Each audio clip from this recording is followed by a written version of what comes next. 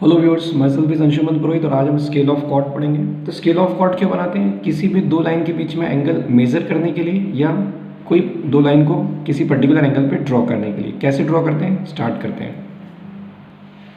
एक line draw करेंगे, किसी भी सूटेबल लेंथ की एक लाइन ड्रॉ कर लीजिए आप, कितनी भी बड़ी आपको जो ठीक लगे। ठीक है स्टूडेंट, एक लाइन हमने ड्रॉ करी किसी भी सूटेबल लेंथ की। इस पर हमने इधर नाम दिया ए और इसको नाम दे देते हैं अभी बाद में। और यहाँ पे मैं कहीं एक पॉइंट कंसिडर करता हूँ, लेट अस से बी पॉइंट। अब इस बी पॉइंट से एक 90 डिग्री की लाइन बनाएंगे। इस बी पॉइंट से 90 डिग्री पे एक लाइन बनाएंगे। ये बी पॉइंट आप कहीं भी सिलेक्ट कर सकते हैं, ये ए बी कितनी भी बड़ी लेंथ की और ये बी पॉइंट कहीं भी सिलेक्ट करें। ये परपेंडिकुलर बना लेते हैं हम। अच्छा, ये परपेंडिकुलर जो रहेगी स्टूडेंट, ये डी के अलावा आप किसी भी मेथड से बना सकते हैं, सेट स्क्वायर से बना सकते हैं। ठीक है, अब आपके राउंडर पे रेडियस रहेगी ए बी और आप एक आर्क बनाएंगे। ठीक है, ये हमने एक आर्क बना दिया और इसको हम यहाँ पे नाम दे देते हैं C. A B equal to B C हो गया है। ये 90 डिग्री का आर्क है। इसको अगर मैं 9 इक्वल पार्ट्स में डिवाइड करूँ, 90 डिवाइड बाय 9, तो कितना आंसर आएगा? 10 डिग्री। मतलब मैं ये जो स्केल ऑफ कॉर्ड बना रहा हूँ, इसका लीस्ट काउंट में 10 डिग्री रख रहा हूँ। मिनिमम 10 डिग्री ये मेजर कर सकती है। ये टोटल 90 डिग्री है। अब इसको 9 इक्वल पार्ट्स में डिवाइड करते हैं और एक डिवीजन मुझे 10 डिग्री का मिलेगा। कैसे करते हैं? अपने राउंडर पे आप वही रेडियस रखें ए बी के बराबर, जो भी आपने ए बी ले रखा है अपना पर्सनल, और राउंडर ए पे रख दें। ठीक है, रेडियस ए बी के बराबर राउंडर ए पे रख के एक आर्क इधर कटेगा। फिर राउंडर सी पे रख दें और सी पे रख के एक आर्क इधर कट जाएगा। तो आप देखें 1 2 3 इक्वल पार्ट्स में डिवाइड हो गया। 9 में करना है, अभी 3 में डिवाइड किया है। अब इतने पोर्शन को 1 2 3 में तो इस पूरे को डिवाइड कर दिया। अब इतने पोर्शन को 3 इक्वल पार्ट में डिवाइड करना है। ये थोड़ा सा हीट एंड ट्रायल वाला काम होगा। अब अपने राउंडर पे आपको एक छोटी सी रेडियस लें। ठीक है, और यहाँ पे ए पे राउंडर रखें, एक आर्क यहाँ पे लगाएं आगे की तरफ ऐसे। फिर जहाँ आर्क लगे वहाँ पे राउंडर रखें, फिर एक और आर्क लगाएं, फिर जहाँ आर्क लगे वहाँ पे राउंडर रखें। और देखें तीसरा वाला आर्क इसी के ऊपर आना चाहिए। अगर नहीं आ रहा है तो आप अपनी राउंडर की रेडियस को एडजस्ट करें। जैसे मेरा आर्क आगे की तरफ जा रहा है, ये मेरा आर्क कहाँ जा रहा है? आगे की तरफ जा रहा है, इससे आगे निकल गया। मैं अपने राउंडर की रेडियस थोड़ी छोटी करता हूँ। ठीक है, अब रेडियस छोटी करके फिर से पहला आर्क लगाया, उस पर राउंडर रखा, दूसरा लगाया, दूसरे पर रखा, तीसरा लगाया। तो तीसरा थोड़ा सा इससे पीछे की तरफ आ रहा है, तो मैं हल्की सी अपनी रेडियस को एडजस्ट करके बड़ा करूँगा। ये हीट एंड ट्रायल मेथड है। ठीक है स्टूडेंट, फिर यहाँ रखा, फिर आर्क लगाया, फिर जो आर्क आया उस पर राउंडर रखा, फिर आर्क लगाया, फिर जो आर्क आया उस पर राउंडर रखा, फिर मैं आगे निकल गया। तो मेरे को अपने राउंडर की रेडियस को लगातार एडजस्ट करना है। ठीक है, थोड़ा छोटा करते हैं इसको हम। फिर से करा हमने, अब की बार मेरा बिल्कुल सही आ गया है। तो मैं इन 3 पॉइंट को फिक्स कर लेता हूँ। ये मेरा फर्स्ट पॉइंट आया है, इस पर राउंडर रखा, ये मेरा सेकंड पॉइंट आया है और इस पर राउंडर रख के मेरा थर्ड पॉइंट आ गया है। तो ये मेरे 3 पॉइंट आ गए। तो ये हीट एंड ट्रायल मेथड बोलते हैं इसको, है ना। ये ऐसे ही करना पड़ती है। अब यही मेथड यहाँ पर दोहराएंगे। अपने राउंडर पे आप कोई रेडियस खोलें और इस तरीके से खोलें कि यहाँ पे तीसरा आर्क यहाँ पे कटे। तो मैं यहाँ पे राउंडर रखता हूँ, पहला आर्क चेक करता हूँ, यहाँ पे कटा, इस पर राउंडर रखता हूँ, दूसरा आर्क, फिर इस पर राउंडर रखता हूँ, तीसरा आर्क मेरा काफ़ी आगे निकल गया। देखिए आप, काफ़ी आगे जा रहा है। मुझे राउंडर की रेडियस को थोड़ा सा कुछ छोटा करना होगा। मैंने राउंडर की रेडियस को थोड़ा छोटा करा, फिर मेरा राउंडर यहाँ रखा, फर्स्ट आर्क, सेकेंड और थर्ड। इस बार मेरा बिल्कुल सही आ गया। हल्की से राउंडर की रेडियस को मैं एडजस्ट करता हूँ, मेरा काम बन गया। तो देखिए ये मेरा फर्स्ट आया,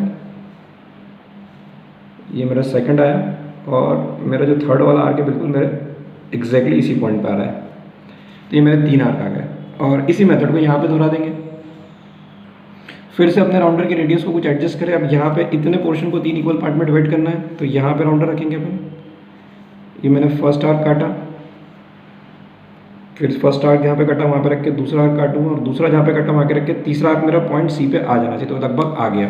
तो मतलब मैंने अपने आर्क सही काटे हैं। इस बार मुझे रेडियस एडजस्ट करने की ज़रूरत नहीं है। तो आपको इतना पोर्शन 3 इक्वल पार्ट में डिवाइड करना है, इतना पोर्शन 3 इक्वल पार्ट में डिवाइड करना है और इतना पोर्शन 3 इक्वल पार्ट में डिवाइड करना है। ये इतना बेसिक मेथड आपका रहेगा। अब अपना राउंडर ए पे रख के ये सारे आर्क हम नीचे गिरा लेंगे। राउंडर सेंटर ए रहेगा और ये सारे आर्क कहाँ घुमा लेंगे? हम नीचे की तरफ घुमा लेंगे। राउंडर कहाँ पे रहेगा हमारा? ए पे, और ये सारे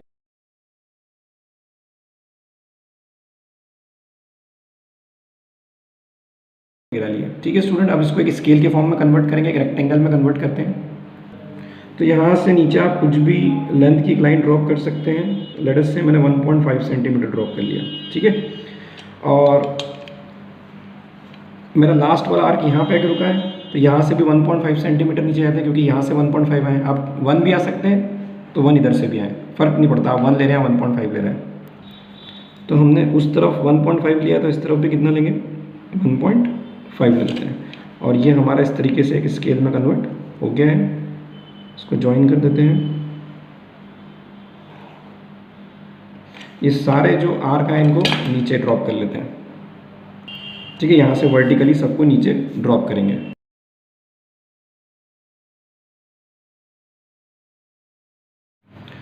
तो स्टूडेंट ये मेरा 90 था, हम जानते हैं यहाँ से मैंने यहाँ पे 90 खींचा था, तो पीछे वाला 80, 70, 60, 50, 40, 30, 20, 10 और ये 0। ठीक है स्टूडेंट, मतलब इसको यहाँ लेके आया तो ये 10 डिग्री का काम कर रहा है, ये 20 का, ये 30 का, ये 40 का, ये 50, 60, 70, 80, 90।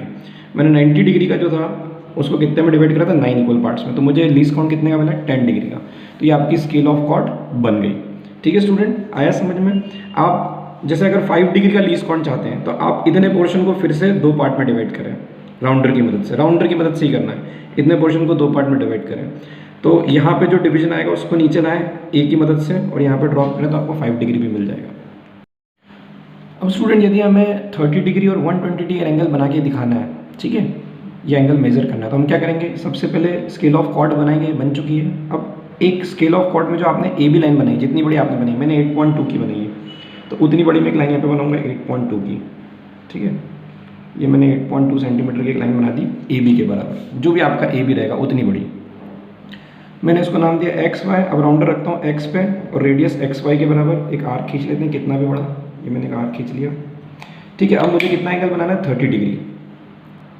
अब मैंने अपने स्केल ऑफ कॉर्ड में 0 डिग्री पे राउंडर का सेंटर रखा और कितना एंगल मेजर करना है, 30 डिग्री। तो मैंने अपनी कॉर्ड की लेंथ कितनी कर ली, 30 डिग्री के बराबर राउंडर पे रेडियस कर ली। अब वाई पे आप राउंडर रख दीजिए और ये आर्क आप जहाँ भी इंटरसेक्ट हो रहा हो कर दीजिए। ठीक है, ये जो भी इंटरसेक्टिंग पॉइंट है इसको z नाम दीजिए, z को आप x से जोड़ दीजिए। तो ये हमने z को x से, तो ये एंगल हमारा आ गया कितना, 30 डिग्री। ये देखिए डी से भी चेक कराता हूँ, ये 0 डिग्री, ये 10, ये 20 और ये देखिए ये 30 डिग्री आ रहा है। तो बिल्कुल 30 डिग्री एग्जैक्ट आ रहा है। अब कितना बनाना है, 120 डिग्री। तो फिर से मैं मेरा जितना भी ए बी है उतनी बड़ी मैं एक लाइन यहाँ पे ड्रॉ करता हूँ। मेरा ए बी है 8.2 सेंटीमीटर का, तो मैं 8.2 सेंटीमीटर की लाइन ड्रॉ करता हूँ। फिर अपना राउंडर एक्स पर रखता हूँ, राउंडर पर रेडियस एक्स वाई, इधर वाले पॉइंट को एक्स, इधर वाले को वाई, और एक आर्क निकालता हूँ। ठीक है स्टूडेंट, ये एक मैंने आर्क निकाल दिया पूरा का पूरा।